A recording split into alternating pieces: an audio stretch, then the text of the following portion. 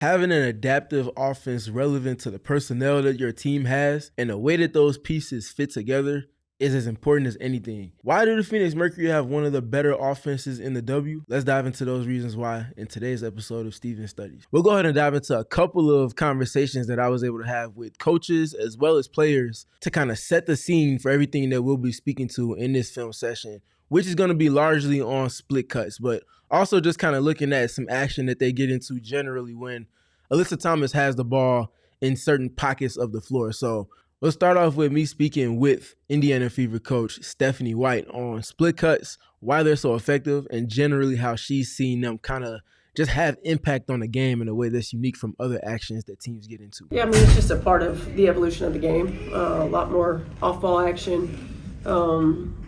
You see teams that run heavy off-ball action or teams that run heavy on-ball action. And I think the ones who are somewhere in the middle are usually pretty effective. And it's hard to guard splits when you're switching, because if you don't come together, you leave openings for slips to the rim. And teams that get really good at that, there are certain players that are really good at it. They keep you off balance, and they open up opportunities for themselves and for their teammates. And then here was also Sandy Brondello speaking with me prior to their most recent game against the Phoenix Mercury here in Phoenix last week about just the evolution of split cuts and why they're so effective. Yeah, look, we do. A lot of all our plays are all the same, so it's more about who executes the best and how do you want to exploit it. And the split action is widely used, and it's the reads. How are you being defended? The read and react, and the next action out of it. So I think AT, she's so good in those pinch actions because her ability to see the whole floor.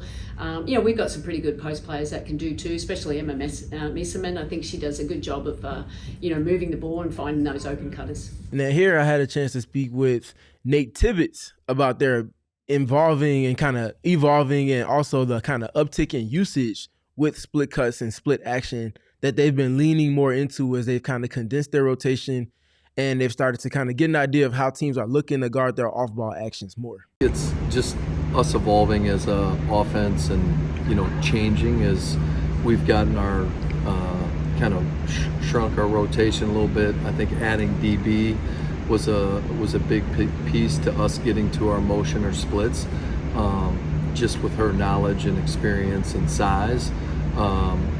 We felt like Kalia and Satu could be good cutters, but just having that experience, AT, DB, and adding one of them to those actions, and then us just putting in a couple more sets that maybe forces it a little bit has given us a new, different look.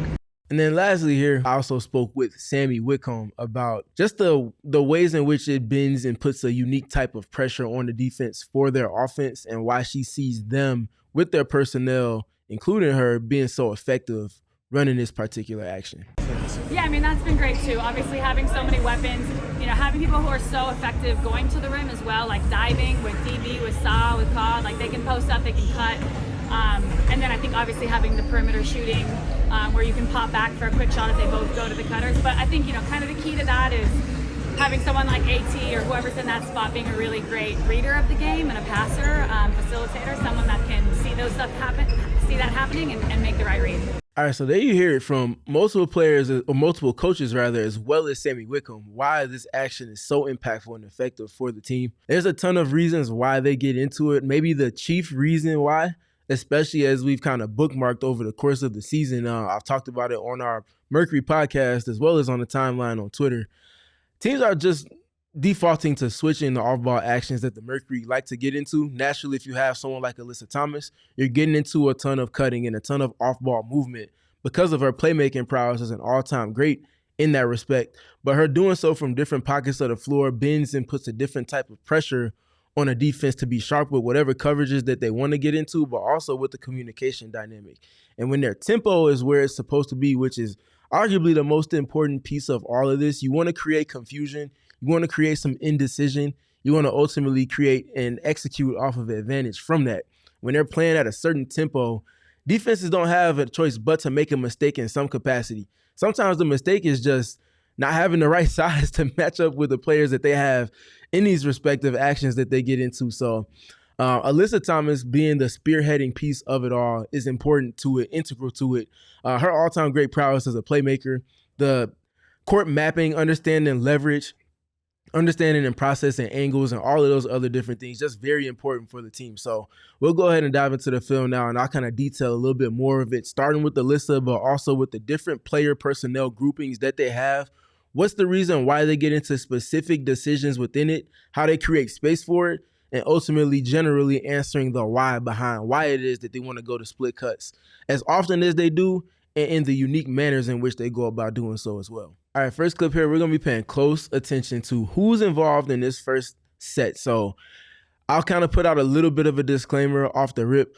This is less of split action, if you will, on this first rep, and I'll explain why as I let it kind of flow through a little bit more.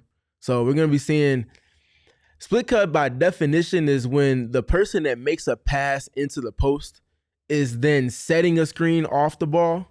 Now, obviously, in this situation, this isn't split cuts, but it's important for me to show this one because it's a variation of off-ball movement that they like to get into. This is more of just a rip screen that they're having set off of an Alyssa Thomas touch. I want to also make sure you all pay close attention to, as we talked about earlier this season, the respacing dynamics. So they get into their primary actions, but they do a great job of creating space for the 2 or 3 players in primary action to be operating in as much of a 3 versus 3 or 2 versus 2 situation as they can possibly manipulate. They want to keep as much, they want to keep the least amount of help, kind of hold the attention of the help as much as they can to allow for these actions to be as 3-player and true to the 3-on-3 nature that it is they're trying to create. So this first rep here is more of just a back screen, a rip screen, if you will. So you see the pitch from Satou Sabally, and it's Kahleah Copper as well as Alyssa Thomas involved in action. And this clip is important, and I'm showing this before we get to the actual splits, because when they're able to get these 3 in action, all 3 in one action together, that's going to be some of their best offense. If teams want to switch it, they have options within that. If teams want to play solid, they have options in that. If teams do a good job defending it and they have to get to tertiary or secondary actions or responses within that, they have all of those different type of protections all within one action. So having this high level of athleticism and skill all in one action, a defense mostly just can't be right. Connecticut does a good job of switching this action, but look at the screen that's being set from Kahleah Copper for Satou Sabally. And this is not bad defense at all, but it's for the simple fact that, for one, presentation-wise, the Mercury have this baseline runner, Monica Cole-McConney, bottom left corner of the screen right now, right above where I'm speaking to you, is running a baseline, removing a tag, removing extra help. And because she clears that help, and that help is far away from where the play is ultimately going to end up going to in the paint, if Kai does a good job setting the screen and Satou plays downhill on the cut with force, because of her size, Satou being 6'4", with a wingspan that's significantly more than most of the matchups she'll be going up against, Alyssa Thomas is just putting this in the sky, no different than a quarterback would do to their number 1 wide receiver in a one-on-one situation, and you let your receiver do what they do best, and that's go get the ball. Satou attacks, again, playing with force against the switch. She's just at a size mismatch in terms of trying to get to Satou is Lacan. And because of that, the pass is on time, the catch is appropriate, 2 feet in the paint, 1 foot in the restricted area, as she lands in the paint, a deep paint touch. And by that point, the defense is at Satou's mercy. Gets up the layup to her strong hand, 2+1, setting the tone for this game against the Connecticut Sun. And then we get to clip 2. It's going to be, again, that same player personnel grouping. It's Satou initiating with Kahleah at one elbow and horns and Alyssa Thomas at the other elbow and horns. Naturally, you're going to see also that baseline runner, different game, same action, same result that they're going to manipulate based off of presentation purposes, the respacing. You see Monica Cole-McConney again running the baseline, does a great job with that. From there, removing that extra layer of help, and then you're going to see AT get her touch at that high post here.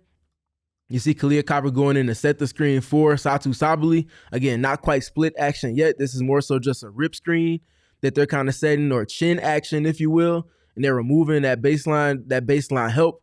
Now, you want to pay close attention at this still frame to how Alyssa Thomas is being guarded. This is kind of a little more unique to teams like Dallas and Connecticut that have tried to sag off of Alyssa when she does have the ball in her hands, just because they know she's not like a three-point shooter or a pull-up shooter per se.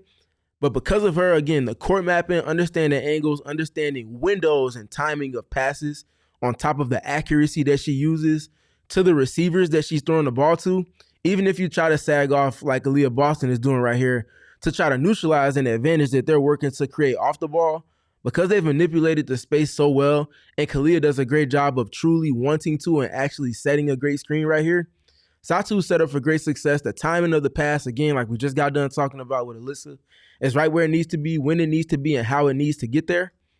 Pass is there before they can neutralize that advantage. If Satu gets a catch with 2 feet in the paint, that's almost a win every time for the Phoenix Mercury.